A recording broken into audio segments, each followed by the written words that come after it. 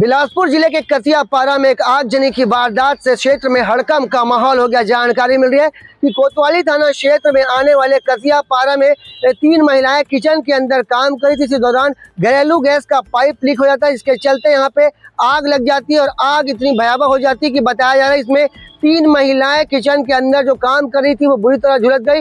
जैसे ही आसपास के लोग और परिजनों को इसकी जानकारी लगती है, तत्काल वहां पे लोग पहुंचते हैं और इस आगजनी को बुझाने के लिए जब एक पुरुष वहां पहुंचता है तो वो भी आगजनी का शिकार हो जाता है। बताया जा रहा है इस पूरे घटनाक्रम के बाद 3 महिलाएं और एक पुरुष बुरी तरह झुलस गए, जिनका इलाज हॉस्पिटल में किए जाने की जानकारी मिल रही है। बता दें कि जिले के सिविल लाइन थाना क्षेत्र में भी एक ऐसी ही बड़ी वारदात निकलकर सामने आई थी।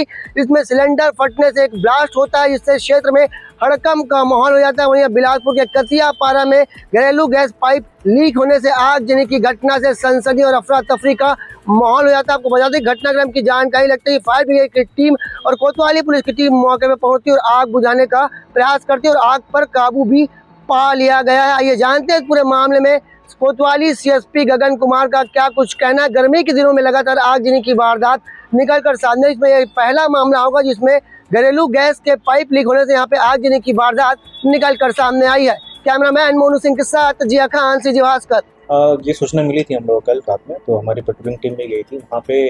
जरूर ये सब्जी बनाते उसमें जो महिला है उसका सिलेंडर में थोड़ा आग लगा था, उसको कंबल वंबल डाल के बुझाए थे। फायर ब्रिगेड की टीम भी गई थी।